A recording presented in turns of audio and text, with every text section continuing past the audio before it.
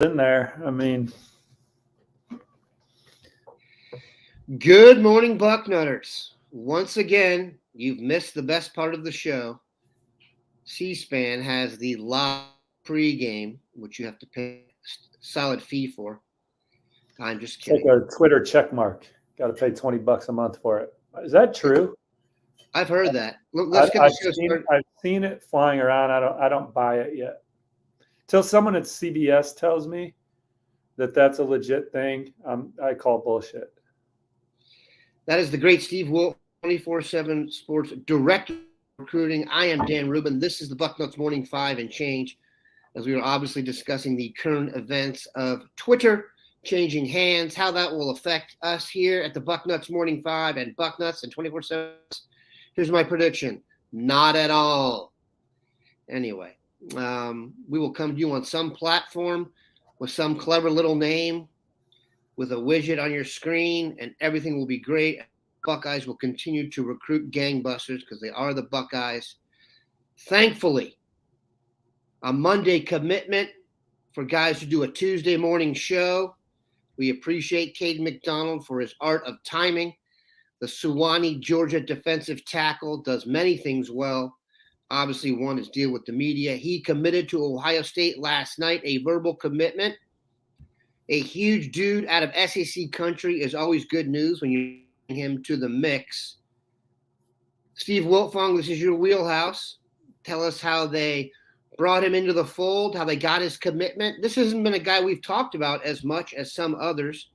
We all know they are still in pursuit of the 3 top defensive ends in the country, but they got a defensive tackle to soak up some blocks and hopefully push the pocket. Steve, your thoughts on the addition of McDonald?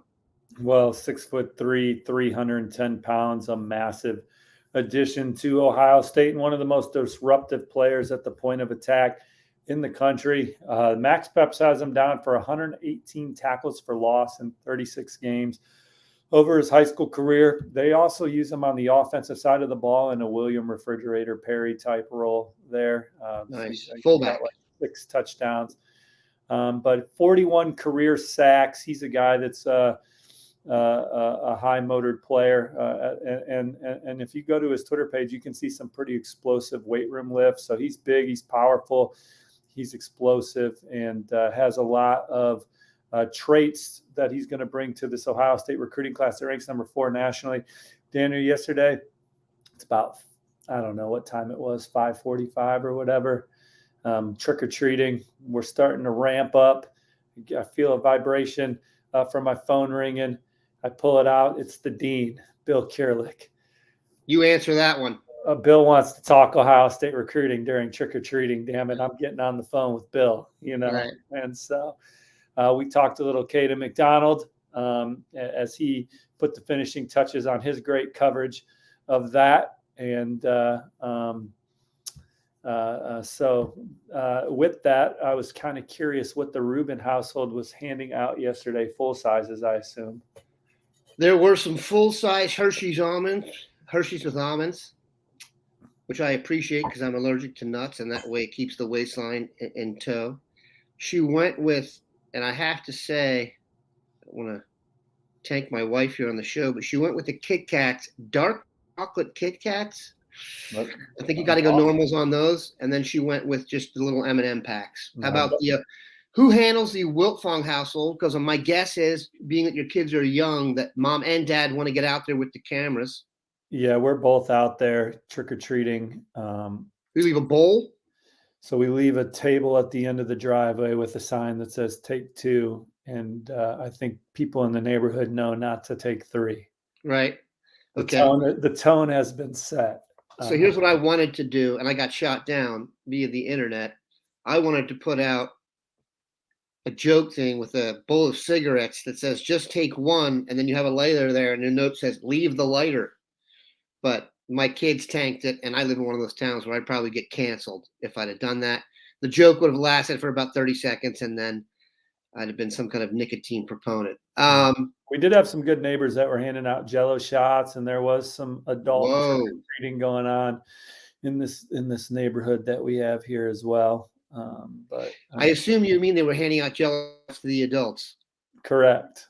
Right. Absolutely. Your kids didn't get a taste of Jello for the first. Okay, good. No, we're not. No, we're not. I just want to clarify in case the Wiltfongs the are not going FCC to be jumps the in here. parents that we're not going to be the parents that tell kids that they can leave that. Hey, just leave your car keys in the bucket. That will not be us in 9 years. No, we will be against underage boozing. Wow. Okay, here's a question for you. I endeared myself to several people in the neighborhood when we first moved here, 15 years ago, because your birthday parties for kids who are about 6 and under, they usually start at noon on the weekends, and I would always have a cooler full of cold beers for the dads and moms who wanted an ice cold beer. And a guy told me later on that it endeared me to him because it was the first time he'd been to a birthday party where they served beer for the adults. And apparently a couple of the other parents saw it as a way to impugn my fine character. What do you believe? Where do you come down on beer served to adults at a birthday party for kids 6 and under? So people were talking about you behind your back? Shocker, as that might shock you about me. No, I think that I think having beer at a kid's birthday party is just fine. I mean, it's a 2-hour deal, and it's a beer. Yeah. Well, you live in one of those towns. You live in a cancel culture town too, buddy. Don't kid yourself. All right. Let's get back to the main guy here, Kayden McDonald. I just got a question on here that I wanted to pop in here from David, who's great for the show. David Balachik? Do we believe the IC at the end? Plug and play? Let me read it to the group here. Good morning, Dan and the Fong. Do you consider McDonald a plug-and-play type player, or is he a developmental project? Now, plug-and-play at Ohio State is a very strong statement, considering – think about the guys who have come through here. Very few plug-and-play defensive tackles. Mike Hall even took a redshirt year or a year to get ready. Go ahead. There will be some opportunity, though, right? Because you have Teron Vincent and Jerron Cage there, right? And so – those guys will exhaust their eligibility. And I think physically, Kayden McDonald's going to be equipped to come in and play. He could play early at a lot of places.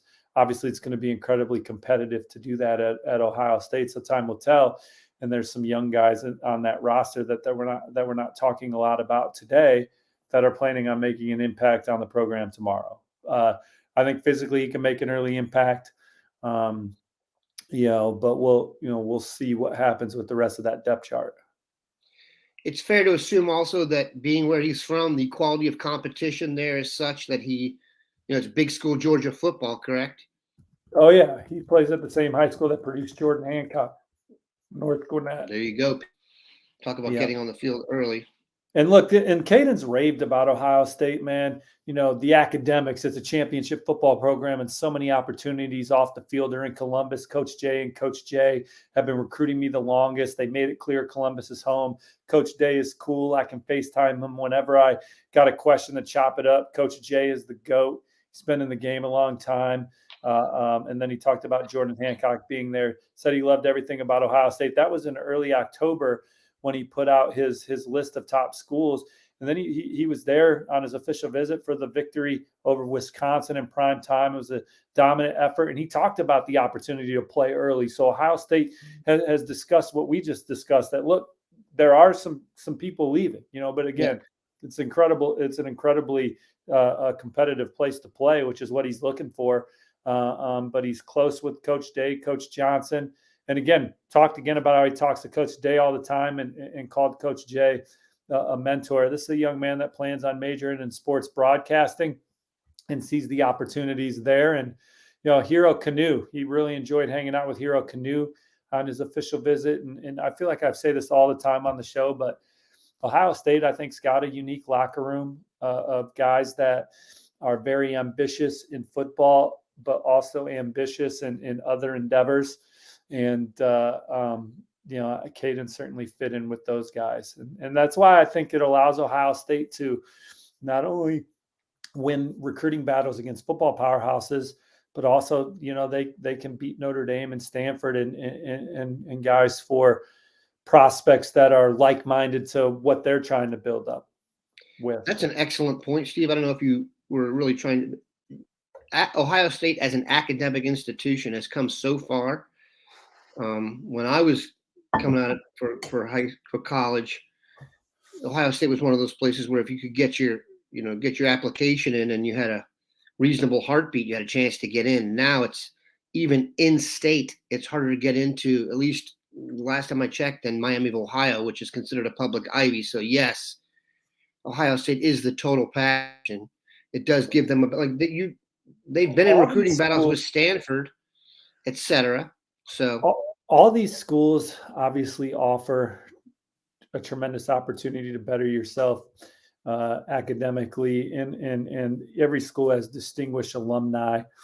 I think it's a credit to Ohio State for filling their roster with players that are driven in all avenues, and so when recruits come in and visit and they get a lot of times kids are picking places where they can play in locker rooms that are like-minded to their personality. And so Ohio State boasts a locker room that is very, it's not just about, hey, we're trying to go to the NFL.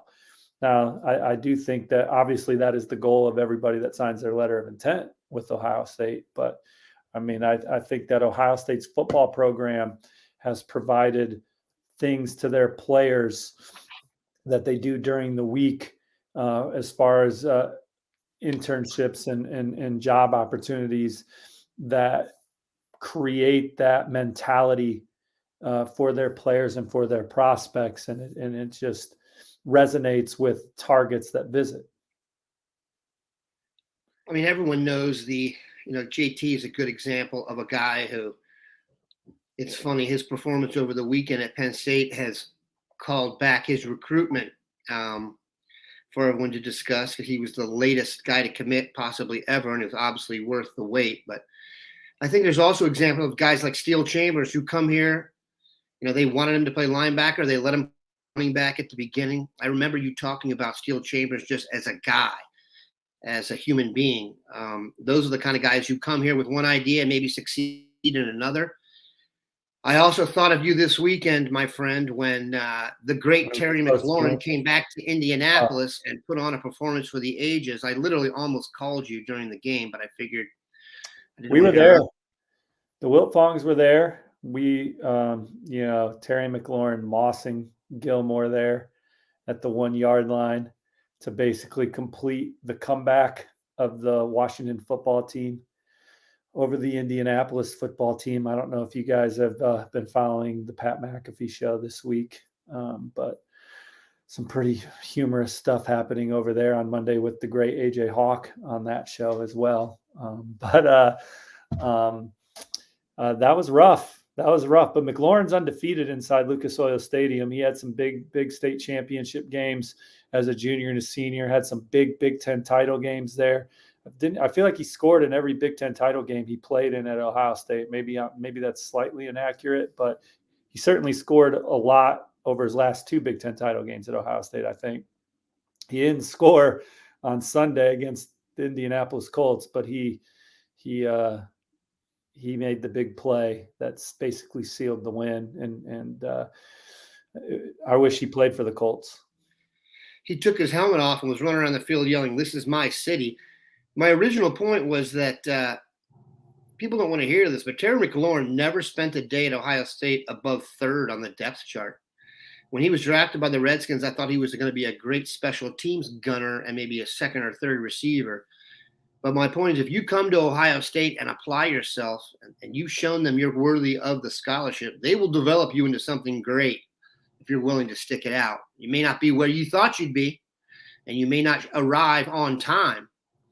But look at Julian Fleming, man. Everyone was questioning Julian Fleming. Should he transfer to Penn State? But now look at him. He's going to end up playing himself into a fine NFL career. So Terry McLaurin, I think he roomed with Curtis Samuel early in his career. And then Curtis Samuel left for the draft. And I remember talking to the McLaurin family, and that was going to be a huge opportunity for Terry to step up. I believe that's how it worked out. You remember the roster better than I do. But the one thing Terry McLaurin's always been is he's put goals out there for himself, and he is relentless in working towards them, including earning a scholarship to Ohio State, where he came to camp a couple times. He was not a no-brainer. He was going to end up at like West Virginia, Purdue. Those were two schools that were definitely high on his list before Ohio State offered. That was West Virginia, I believe, with Coach Holgerson's offense. And then, there's a third school. I kind of forget who it was, but Ohio State offered, and it was all she wrote. And then he came into Ohio State and worked his ass off.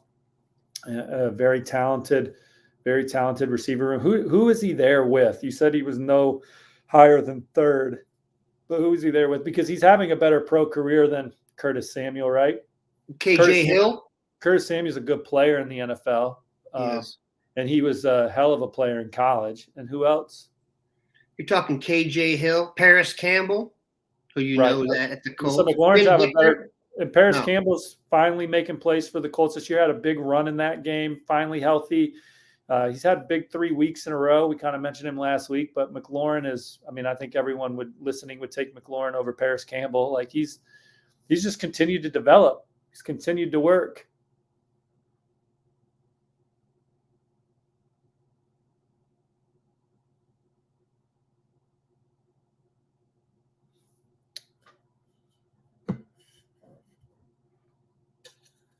I don't know if this is my end or Dan's end. I'm just looking at a picture of Dan, and his eyes are shut. He looks like he fell asleep during this broadcast.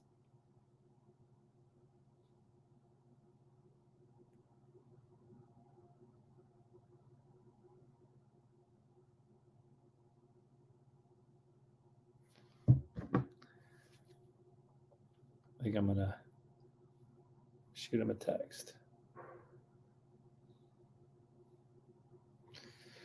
All right, Bucknutters. I think it's just me hosting the show right now. So until Dan comes back here, we can talk a little Damon Wilson. I know that Georgia is still pushing hard for Damon Wilson out of Venice. We have Dan calling right now. Dan, I'm hosting the show here. I am. We're live. So whenever you're ready to jump back in, we're talking Damon Wilson now. Oh, okay. So Dan's power went out here. I don't know if I can see the chat on my end unless you bring it up. So I can't do any chat. So I'll just talk Damon Wilson for a second. We'll talk later, Dan. Sorry about that. Georgia's hosting Tennessee this weekend.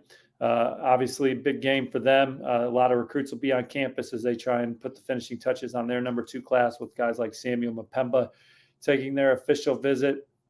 But Damon Wilson is one that they're trying to regain momentum with, the momentum that Ohio State has had most of the process here. You guys are going to Northwestern, obviously, for what I think is going to be a dominant victory for Ohio State, where y'all be able to clear the bench and play a lot of young guys in that ball game. And for any other recruiting questions or Ohio State recruiting coverage, make sure you get over to bucknuts.com, the front row. And it's been a pleasure talking Ohio State recruiting with y'all here this morning on the Bucknuts Morning 5. Take care.